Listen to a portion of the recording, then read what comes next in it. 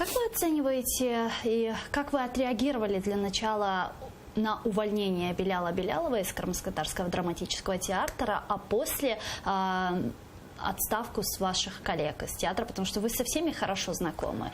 И что вы думаете о тех, кто остался там работать? Ну, это достаточно объемный вопрос, скажем так. С одной стороны, Белял Шкевич Белялов, которого я достаточно хорошо знаю, с которым бок о бок мы проработали не один год, он очень много объективно, ну, если возможно, в принципе, говорить об объективности, он очень много сделал для театра. И именно при его художественном руководстве театр начал звучать, да, были очень громкие премьеры, и, собственно, «Макбет», и потом и «Кармен». Я со всем уважением отношусь ко всем остальным спектаклям в нашем театре, но именно эти два спектакля, они, ну, скажем так, больше всего гастролировали, и больше всего имеют признание как, наверное, в среде нашего народа, да, так и на международных площадках.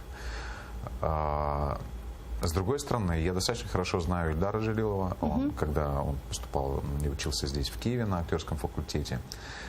У меня следующее ощущение. Думаю, что ситуация, которая сложилась, с одной стороны, это, наверное, все же достаточно серьезная попытка, ну, в кавычках, приручить театр. Да, потому что при руководстве Беляла Шкевича у меня было ощущение, по крайней мере, по той информации, которую вот я владел, да, что он все же, понимая, что без поддержки государства, оккупировавшего нашу с вами родину, существование театра без этих бюджетных ассигнований невозможно в принципе, но при этом пытался сохранить, ну, более-менее нейтральную линию поведения, чтобы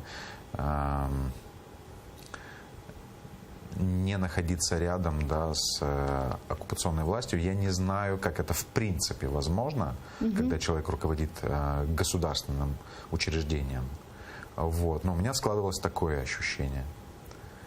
С другой стороны, это не секрет, и никогда не было секретом, что достаточно много людей из театра ушли тоже при руководстве театра Беляла Шкевича Белялова.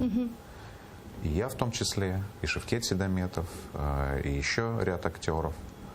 Это не значит, что кто-то из нас там плохой, да? Но настало время, когда мы перестали понимать друг друга.